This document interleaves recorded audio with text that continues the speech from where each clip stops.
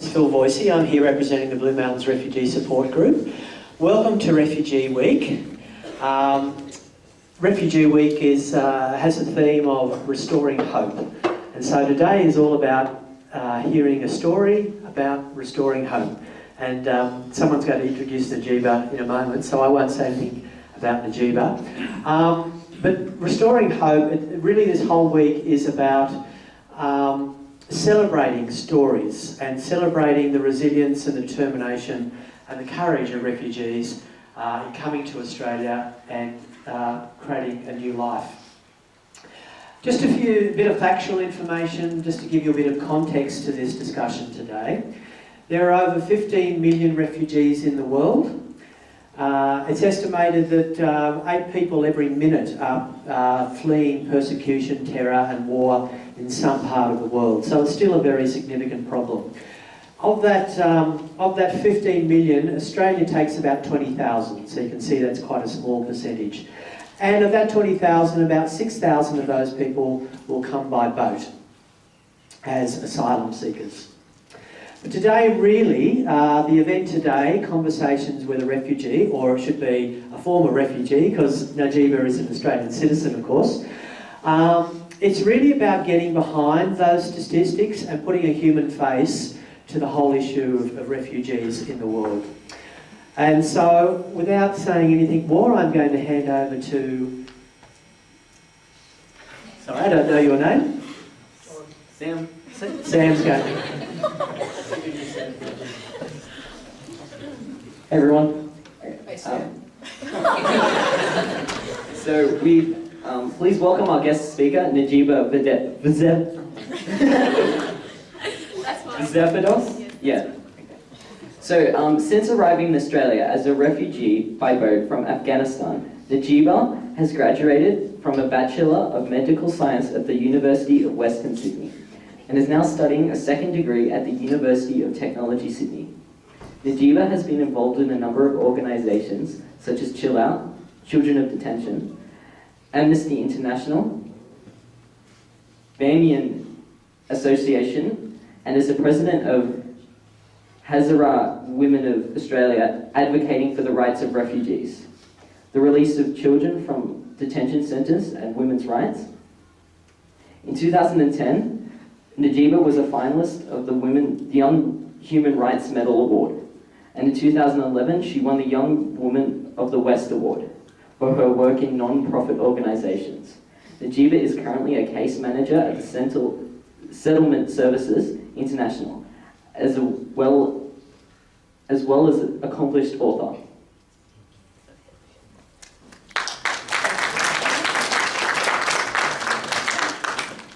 Thank you, everyone.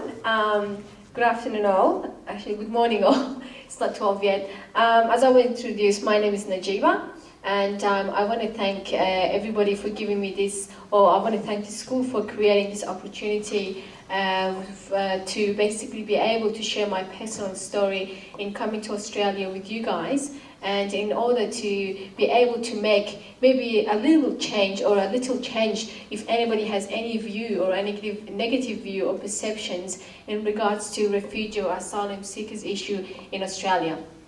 So I'm really privileged to be here today to talk about that, and I am hoping that by the end of being able to share my story with you guys, we'll be able to have a civil conversation in order to share our opinions and make changes to have a more harmonious environment in Australia with one another. Basically, I do come from a war-torn country, Afghanistan. I've been living there till I was the age of 11 years old.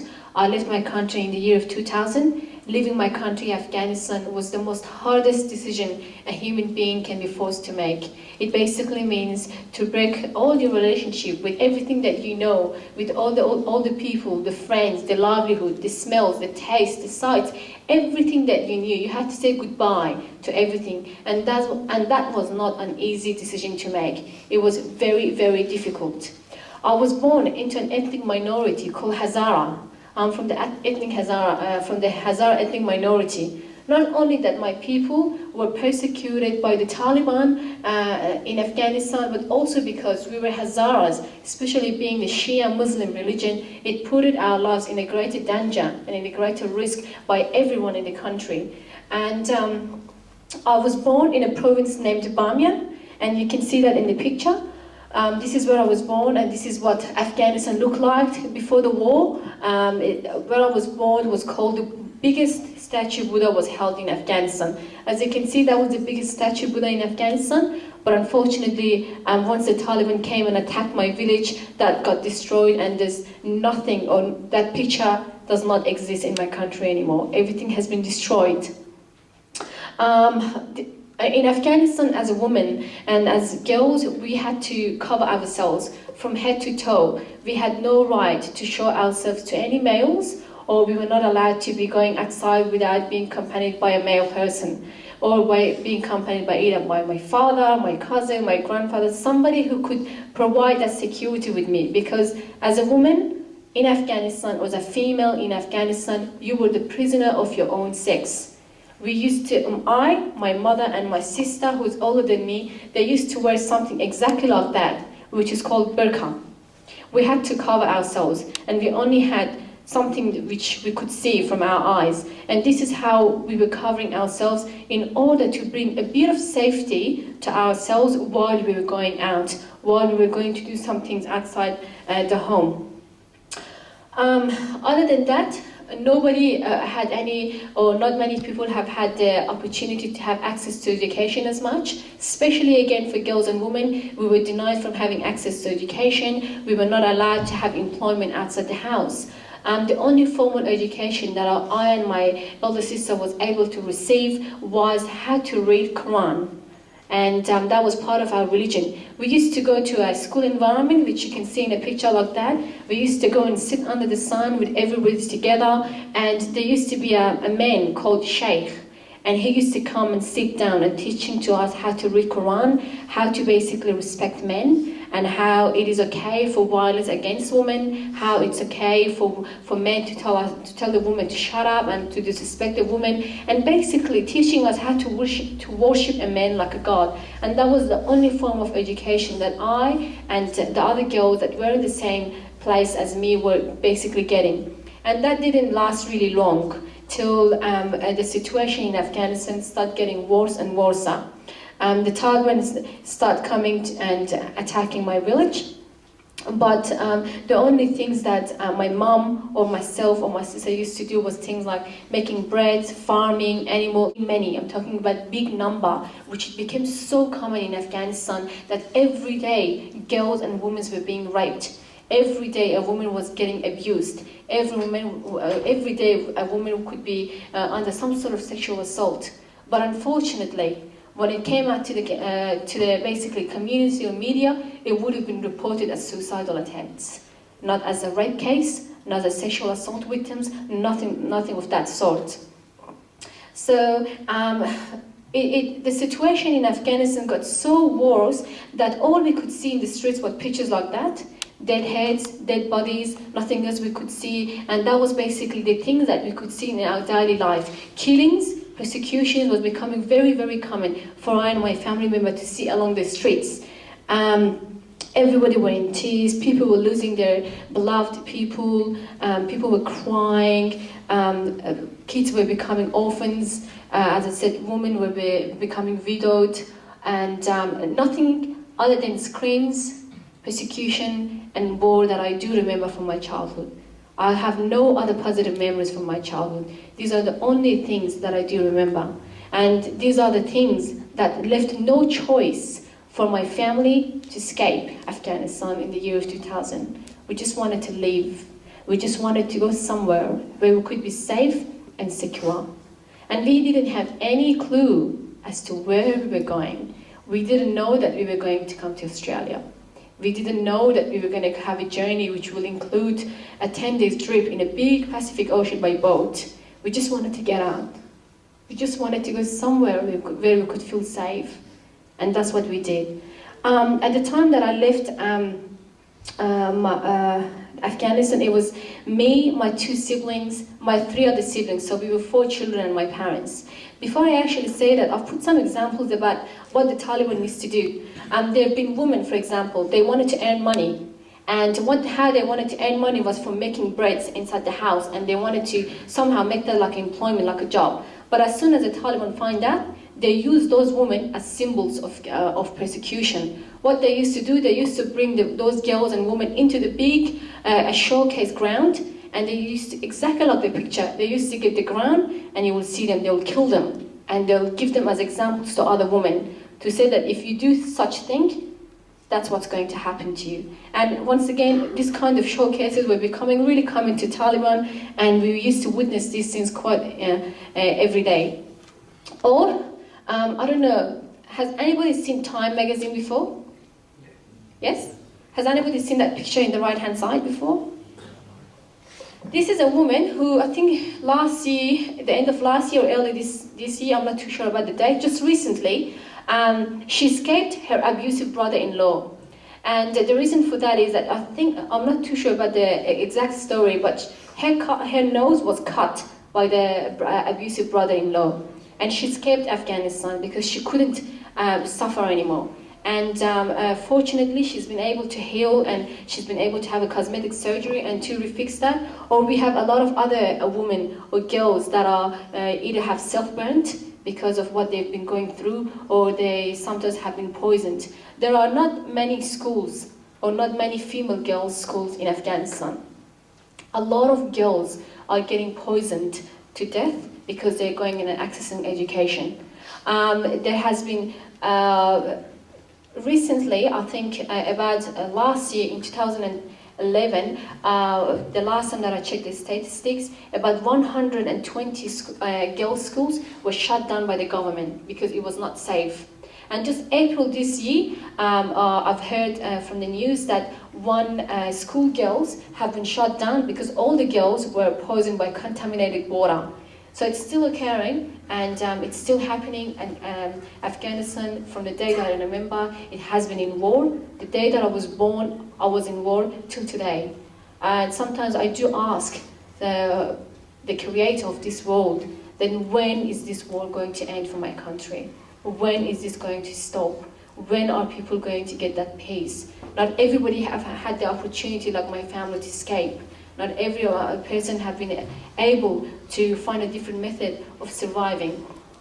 So basically, we decided to leave, and we came from Afghanistan with my pregnant mom. My mom was 7 months pregnant, and I had a 2-year-old young sister, and a sister I was 12 back then, and my sister was 14, and I had a 9-year-old brother. So we all decided to leave because that was the only option. And we traveled through different means of methods, and we got to Pakistan. When we came to Pakistan, we were told that we are in a greater danger because the Taliban are getting their resources and weapons and guns from Pakistan. And if the Taliban finds out that we've left Afghanistan, we'll be in a greater danger of being killed again. So this is when my father wanted to search for some other options, and we got introduced to smugglers.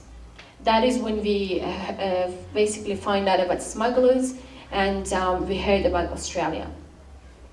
Does anybody know how much would smugglers get to bring people or refugees to developed countries like Australia?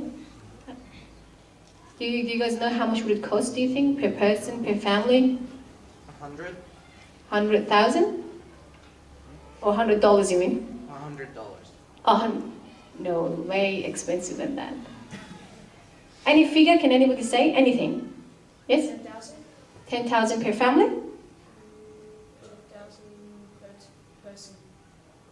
That's a bit too much per person. Sorry, 1,000 per person. Per person. Well, for my family in the year of 2000, it costed us about 30,000 to 35,000, and that's about 5 people. I'm sorry, I mean 6 people. My youngest brother was not born then. We had lands, we had farms, my mom had jewelry, everything that we had in Afghanistan basically, we sold it and we gave that money to the smuggler.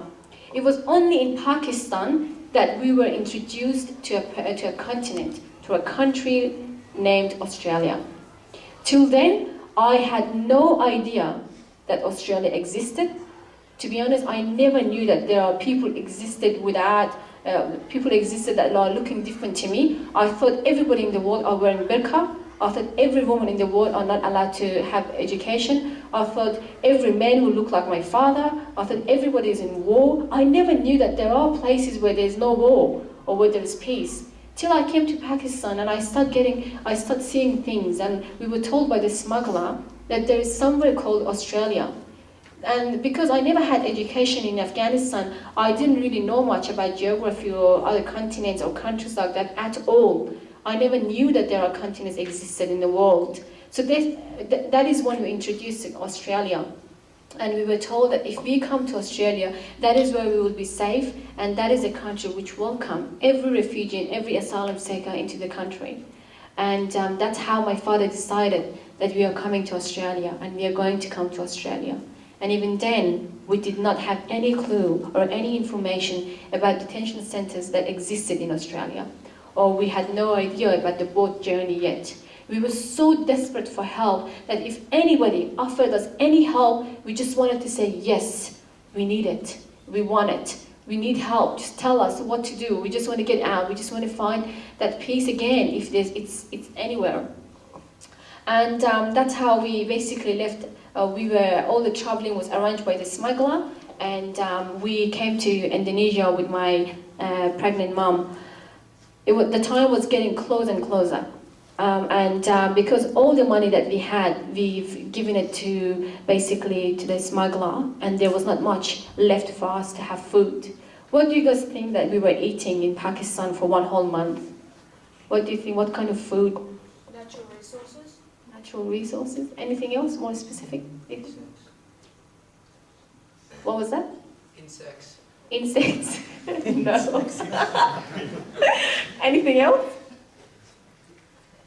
Anything? Hunting animals. Hunting animals? Oh, actually, I didn't get to see any animals in Pakistan. We were locked by the smuggler. The smuggler told us that we are not allowed to go outside, and if you do go outside, anything happens, it will be our own. We will be blamed for it. Yes. Bread.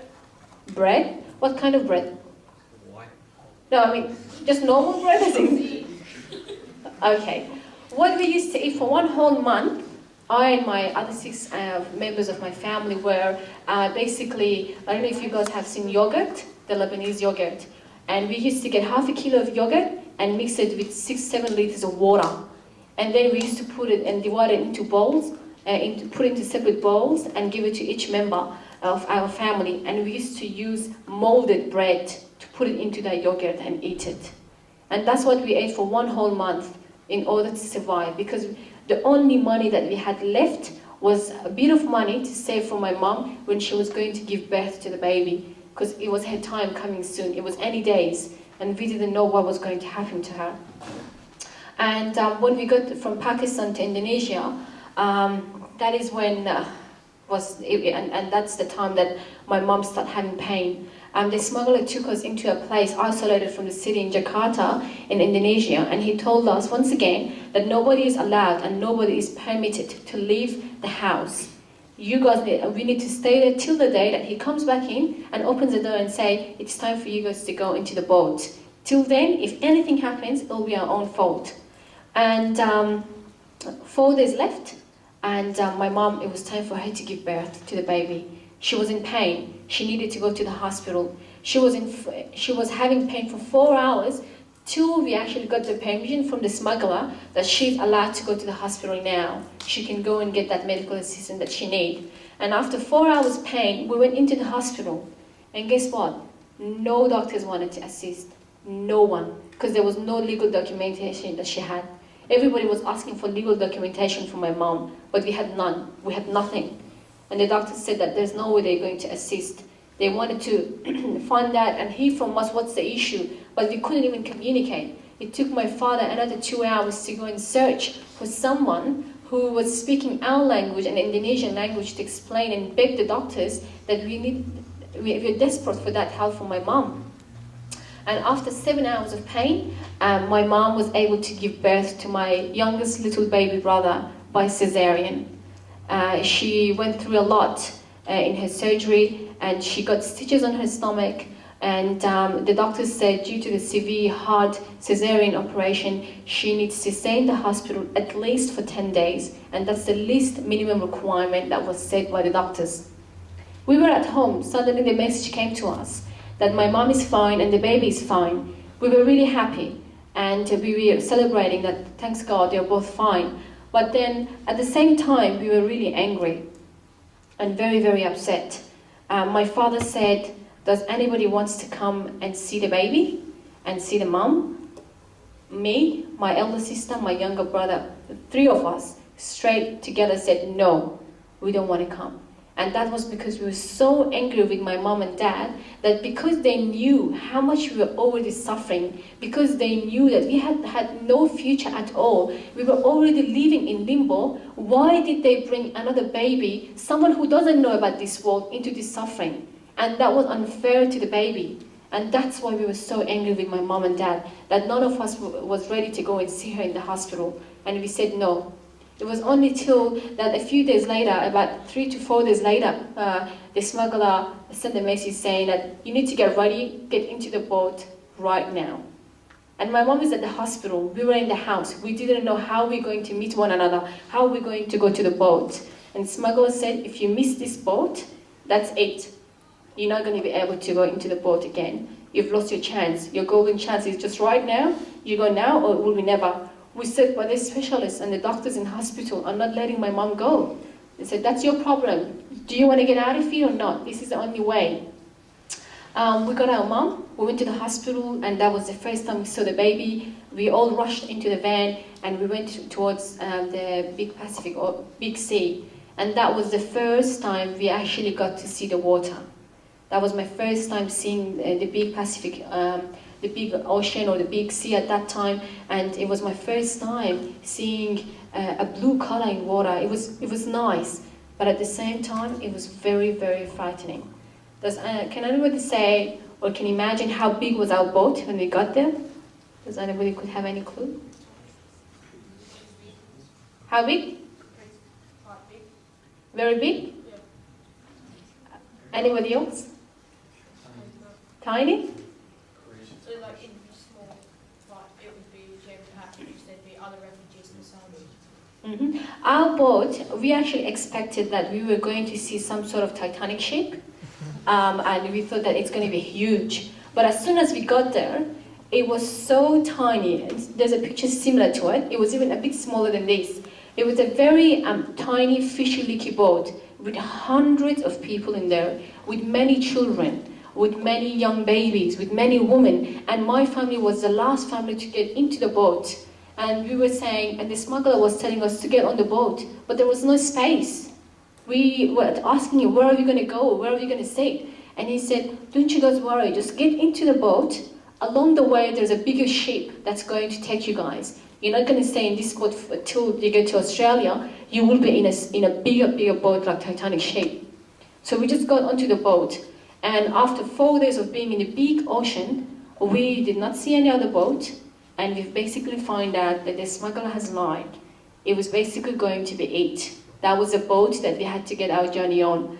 We had to get into Australia by that tiny, leaky, fishy boat. That was the only thing. When we were basically when we were getting on the boat and when we were on the ocean, we knew that we are at big risk of getting drowned in the big Pacific Ocean.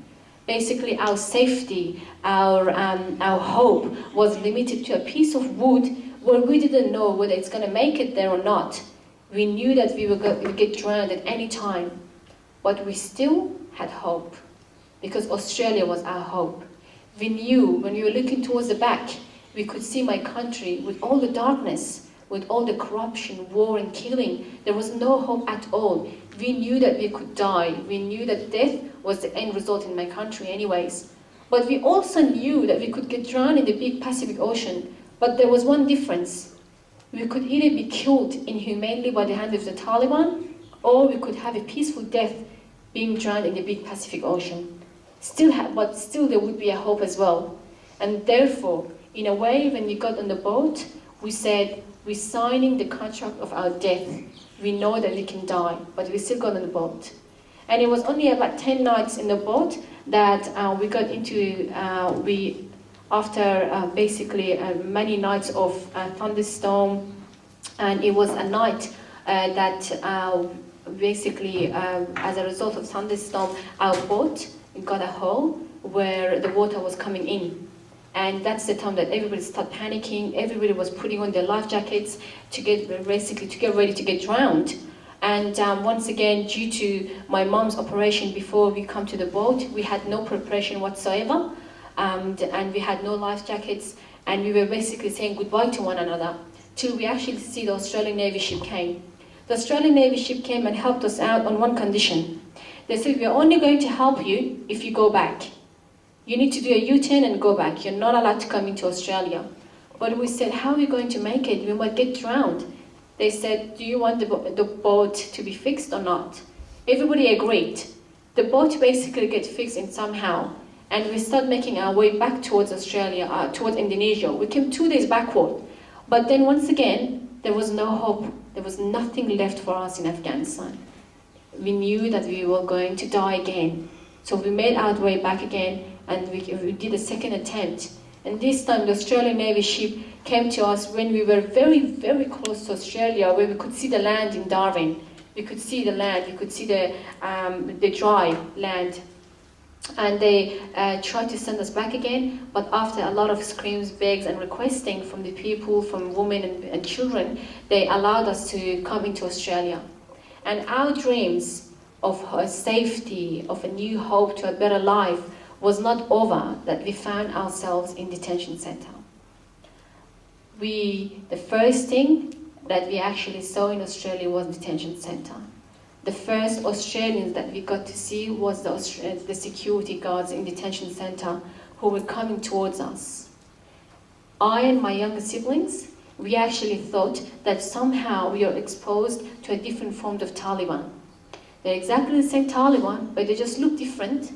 You know, because they had blue eyes, but they had black eyes. They had blonde hair, but the Taliban had black hair in Afghanistan. I truly, honestly thought that they were exactly just another form of Taliban, and I could see all the weapons in their pockets with uniforms coming towards us to put us into another jail-looking environment like detention center. Does anybody know how detention center look like?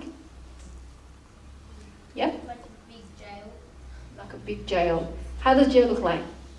There's metal bars and concrete walls and stuff like that. Okay.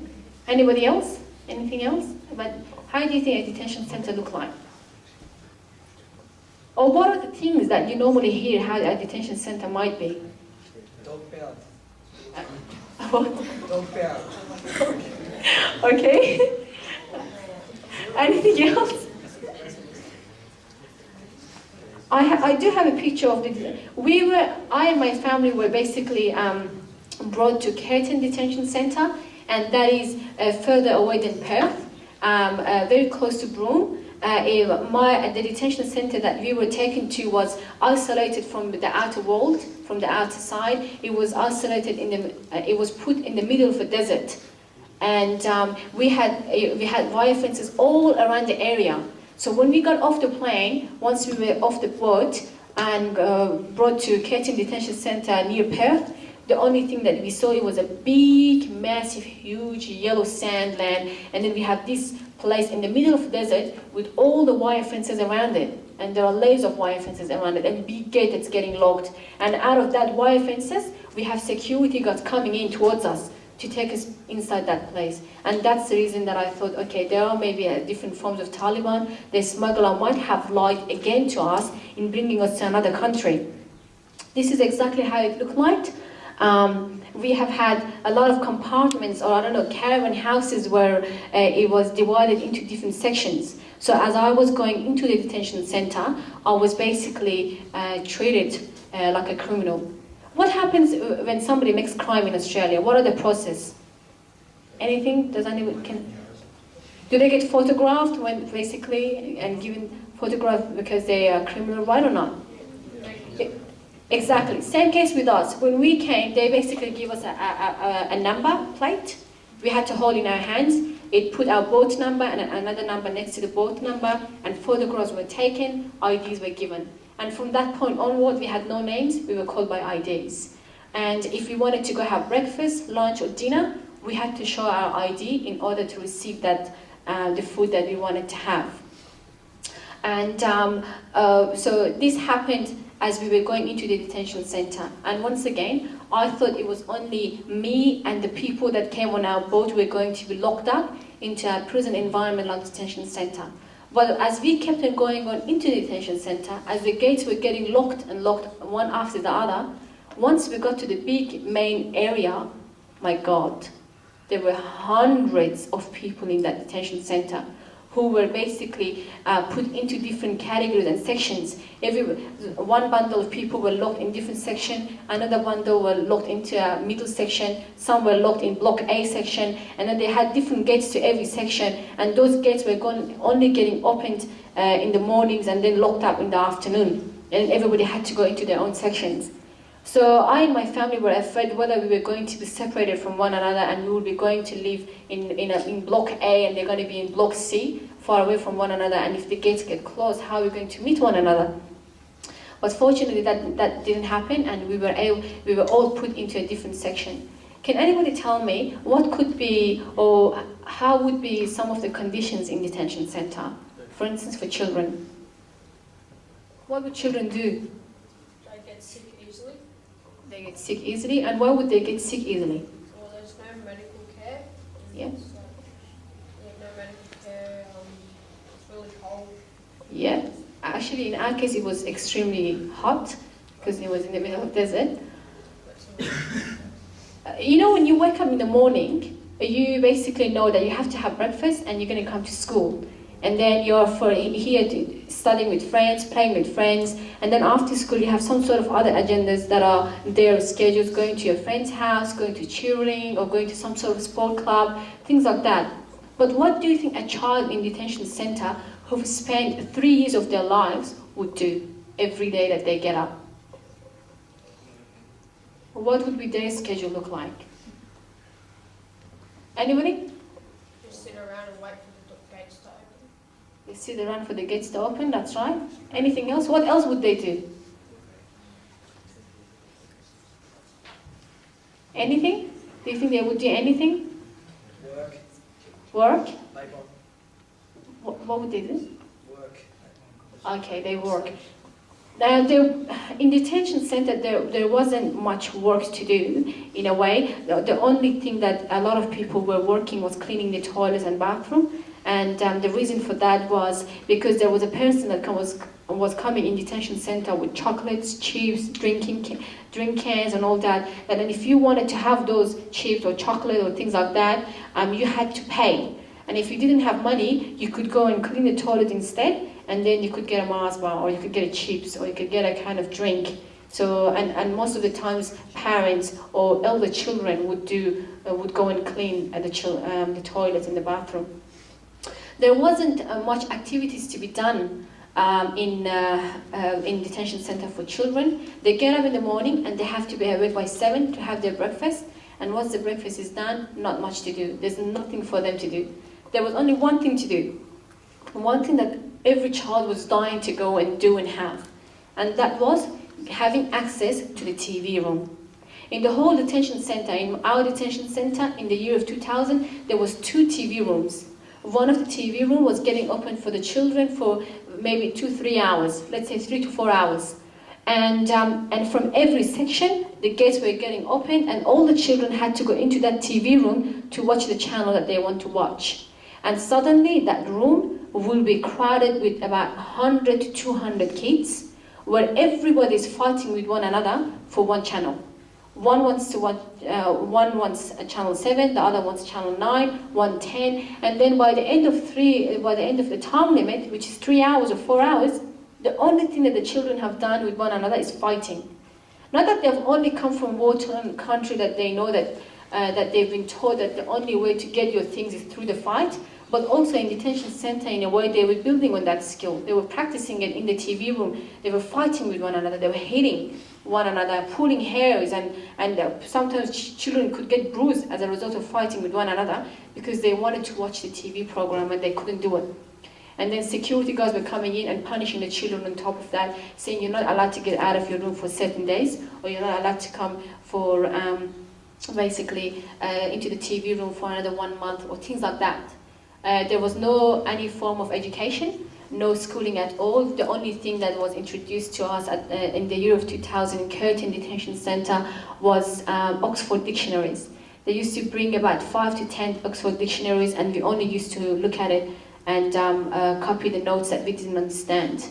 I've never had education, and I never have had the opportunity to hold pen and papers in my hand. And that's when I was introduced in detention centre, because they gave us pen, they gave us paper, and they gave us Oxford dictionaries.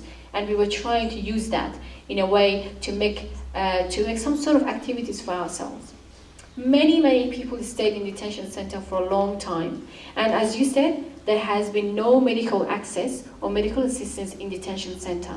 And as a result, 2 of my closest family members are in great health risk today. And that's, one is my mom and one is my elder sister. My mom, because she had infection on her stitches when she came to Australia, she did not get any medical support in detention centre when she was requesting for. And after 2 months that she was released from detention centre, the doctors told her that there are serious medical health issues are going on with her, which are still going on. And for my sister, she have had a vision problem in her right eye. And she was even sometimes having pain in her right eye.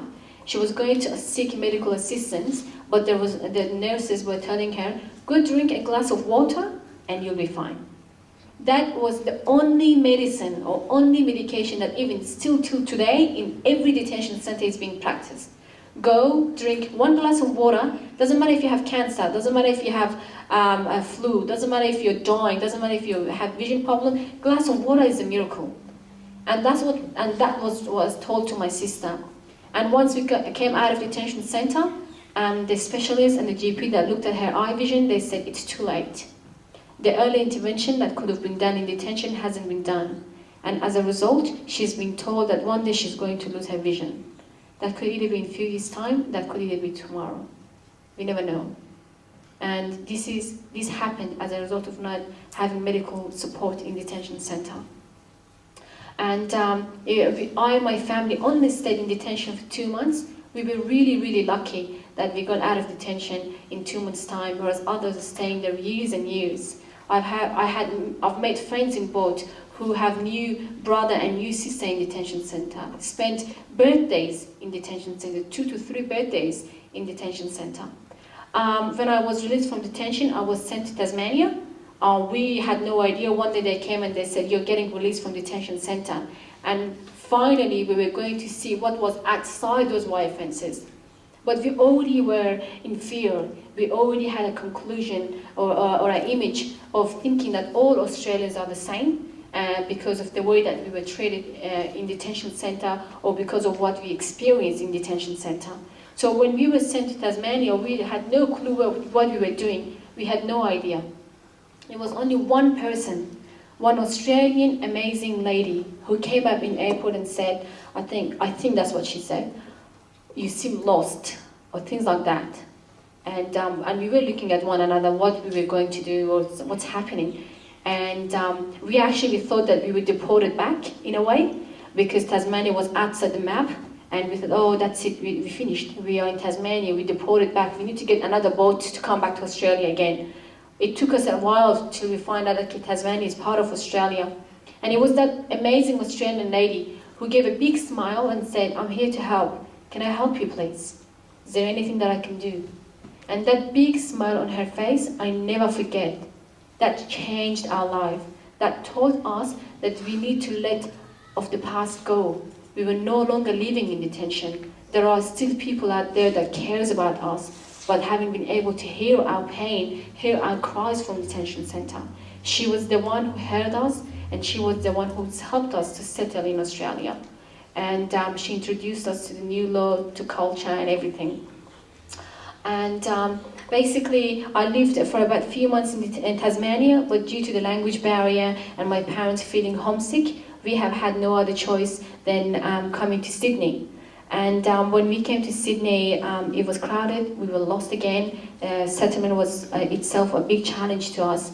It's been times in Tasmania, the first time that we went to a shopping centre, it was a funny experience, but a very embarrassing experience at the same time. I and all my siblings got trolleys, and if you believe it or not, 4 trolleys we filled it full of food. And then without us actually paying, we were getting out of the shop. And the cashier said, "Whoa, okay, what are you doing? Are you going to pay for those or not?" And we were actually thinking, that's it, it's, all the food that's in the shop is for us, we can have as much as we want. Or I never forget the first time that people were trying to teach my mom about reading time. My mom can't, because there was no education at all, she wouldn't even know what time it is during the day. It took me and my elder sister to teach her from number 1 to number 12 in order for her to read what the time was. So this is how basic we can go to. And so basically after all that, we've been able to fight and overcome the challenges that came along our way. I've been able to basically, and my family have been able to get our citizenship in Australia after 7 years. But in those 7 years, we did go through a lot. Like my parents were not able to get education as a result of temporary protection visa. And then when we got our permanent, we were able to basically get citizenship. And when we got our citizenship, there was one thing that we were so happy, because we finally had a place that we could call home. We finally had somewhere where we could feel secure permanently. And we all had a lot of joy and tears in our eyes when we went into the citizenship ceremony, and finally we took a deep breath and said, "That's it, it's ended now. This is the end of our suffering. Now we have the right to value being a citizen again. Now we can stop seeking asylum because we belong to Australia and we can call Australia our home." But then my father said, "It's not over yet." We said, "Oh my God, what else can happen now?" He said, "No, it's time for you guys now to start working really hard and pay Australia back for what they have given you. We need to repay this country back, and we need to make this country proud of ourselves. We need to let them know that, okay, we were one day a refugee, but one day we are going to give Australia back for all the kindness and support that they have given us." And I and my siblings are trying to do this through our education. As it was told, I've finished my schooling in Australia. I've done my HSC.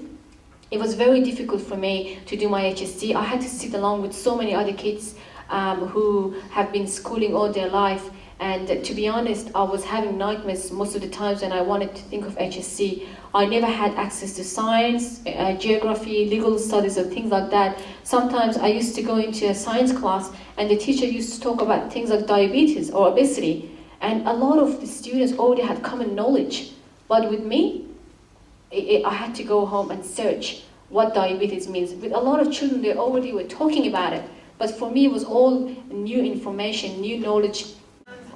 I think initially I was very, as I said, I never knew what Smile is about. I never knew that I have to let off my feet go. I still need a lot of help. Sometimes they are still, as I said, in fear the way I was, but it takes them a bit of time to come out of that shell, and they won't be able to do it without your support, basically. Great question, thank you. Any other questions? Yes? Would you ever consider returning to Afghanistan?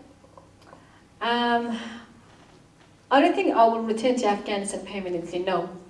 But I strongly believe that in a way that I can help my people is to educate our people in Afghanistan. We need to have educated people to stay in Afghanistan to educate others. And I do have a future aim, and I'm still working towards that. Because I'm working with Hazara Women of Australia, which is basically an association I've been able to make in Australia. We are looking towards building a girls' school in Afghanistan where women and girls could be empowered through education. So that is one way that I might be going back, but only temporary, and I'll come back. I've never been in Afghanistan yet because I still feel insecure and unsafe. There's a question down the back there. That was my question, you stole it. What do you think the role of education is in promoting human rights? What do you think the role of Education is in promoting human rights. To be honest, I think education is the key to success. Without education, there will be no harmony. That's how I see it as. For example, if I never had the education opportunities that I have had in Australia, I will not be here today to share my story. It's been through the schooling, through the education that I have had, to be able to comprehend to what's happened to me in life, to be able to find those coping mechanisms with the challenges that comes on my way. So I think, once again, without education, there's not much that we can do. It is through that education that we can become successful. Other questions?